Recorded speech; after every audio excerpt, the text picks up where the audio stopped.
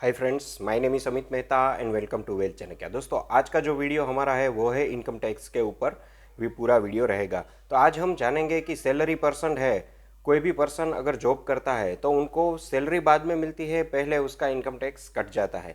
तो दोस्तों, आज हम वही जानेंगे कि हमें कैसे income tax return proper filing करना चाहिए और हमें कौन कौन से डिडक्शन मिलते हैं और कौन कौन से सेक्शन में डिडक्शन मिलते हैं और हमारी कितनी आय तक हमें डिडक्शन मिलते हैं। आने वाले वीडियो में भी हम इनकम टैक्स के एक एक सेक्शन के बारे में डीपली रिसर्च करेंगे।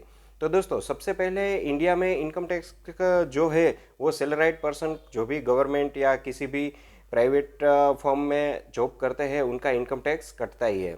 और कई बार क्या होता है, उन लोगों को इनकम टैक्स के बारे में प्रॉपर नॉलेज ना होने की वजह से कई बार वो रिटर्न फाइल नहीं कर पाते या फिर गलत रिटर्न फाइल करने की वजह से वो रिबेट भी नहीं ले पाते। तो बिल्कुल ही आसान है। मैं पिछले 5-6 सालों से खुद ही रिटर्न फाइल करता हूँ, मुझे तो इतनी दिक्कत भरी नहीं लगी।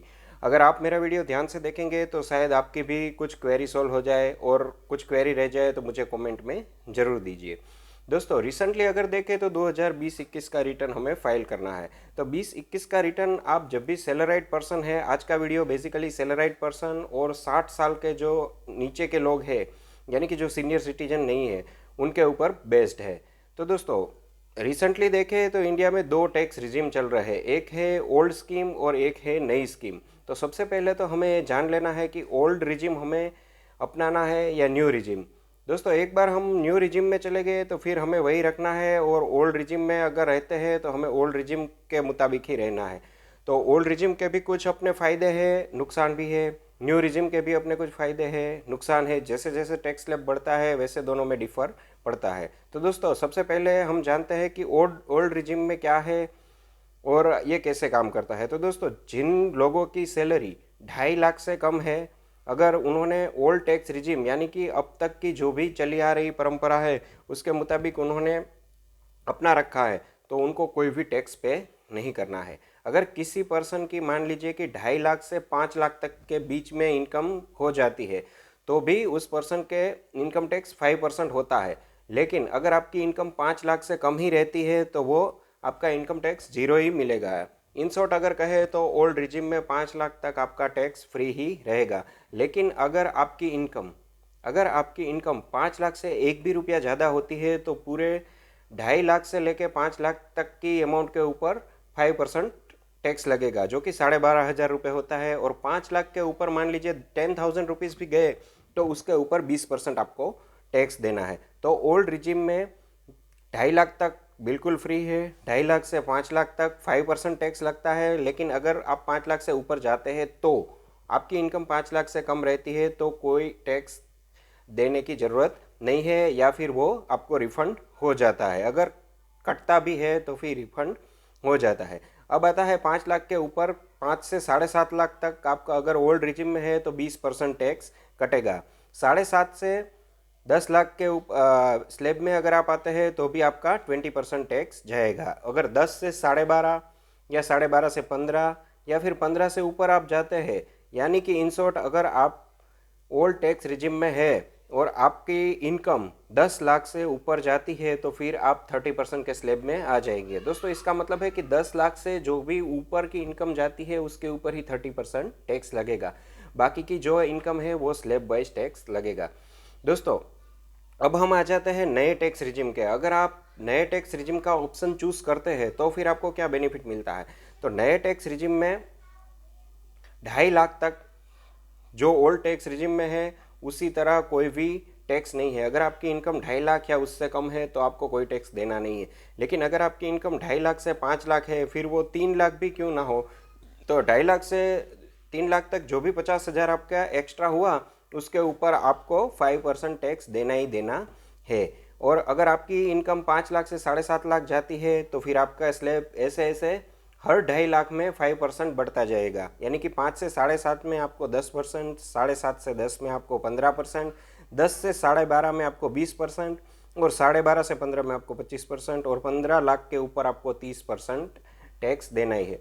तो दोस्तों, अब हम जानते हैं कि हमें कौन सा टैक्स सूटेबल पड़ेगा और हमें कौन सा रिजिम अपनाना चाहिए। ये अपने खुद के ऊपर डिपेंड करता है, क्योंकि हमारी डिडक्शन क्या है, हम कौन से टैक्स स्लैब में आते हैं उसके ऊपर डिपेंड करता है कि हमारे लिए कौन सी स्कीम बेटर है। फिर भी दोस्तों अगर हम उसके बाद भी अगर हम जाने कि हमें क्या क्या मिलता है, तो नए टैक्स रिजिम में अगर आप अप्लाई करते हैं तो नए टैक्स रिजिम में जो पुराने टैक्स रिजिम में डिडक्शन मिलती है ऐसी कोई भी डिडक्शन आपको मिलेगी नहीं। केवल एनपीएस के 50,000 रुपये का डिडक्शन मिलेगा, उसके अलावा आपको कोई भी डिडक्शन अलाउ नहीं है। यानी कि पुराने टैक्स रिजिम में हम कई सारी डिडक्शन आती है उसका फ़ायदा उठा के अगर हमारी इनकम 5 लाख से 10 लाख तक की भी है तो भी हम जीरो टैक्स पे कर सकते हैं।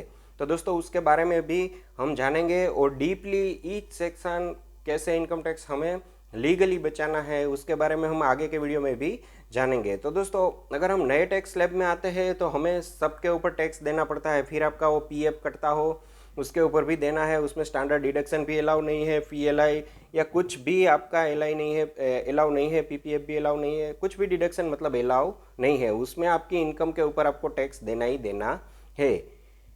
तो ये हो गई नए टैक्स रिजिम की बात। अब हम आ जाते हैं वापस से पुराने टैक्स रिजिम के बारे में। तो दोस्तों पुराने टैक्स रिजिम में सबसे बेटर और सबसे फ्रीक्वेंट यूज़ होने वाला वर्ड है सेक्शन 80C। तो सेक्शन 80C में 1.5 लाख तक हम अपना टैक्स बचा सकते हैं। तो सेक्शन 80C में कौन कौन सी चीज़ें खरीद के हम अगर 1.5 लाख तक का इसमें इन्वेस्ट करते हैं तो हमें वो टैक्स बेनिफिट मिल जाता है, तो वो हमारी इनकम में से कम हो जाता है। इसके अलावा दोस्तों पुराने टैक्स रिजिम में 50,000 तक का हमें स्टैंडर्ड डिडक्शन मिलता है।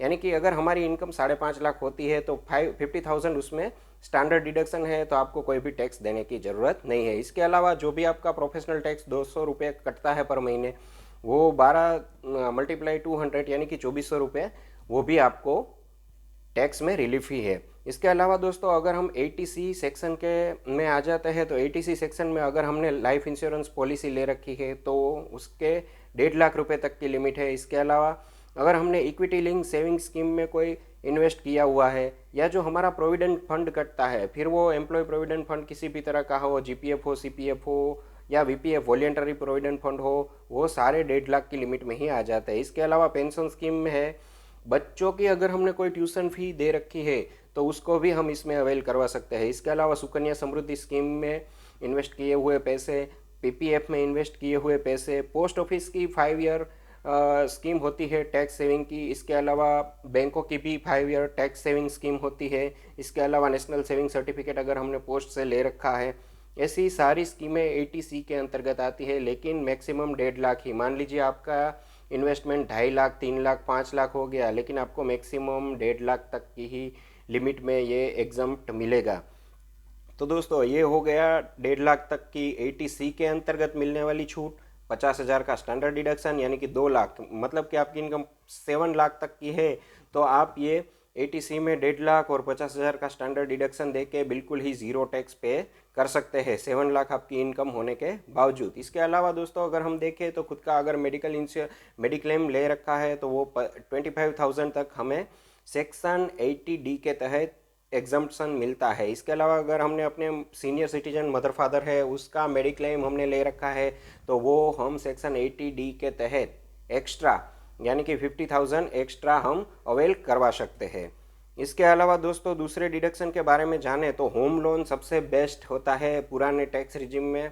उस होम लोन में मिलने वाला जो हम प्रिंसिपल अमाउंट पे करते हैं वो 1.5 लाख तक हम सेव कर सकते हैं, और हम जो इंटरेस्ट पे करते हैं बैंक को वो 2 लाख तक हमें सेक्शन 80C के 24 सेक्शन में हमें वो रिलीफ मिल सकती है। इसके अलावा दोस्तों हम और कुछ देखें तो 1080E का एक डोनेशन का डिडक्शन होता है, जिसके 80E में माफ़ कीजिएगा 80E में हायर स्टडी के लिए अगर हमने कोई एजुकेशन लोन ले रखी है तो वो भी हम long term capital gain tax की तरह ही आने वाले 7 सालों में उसका डिडक्शन ले सकते हैं।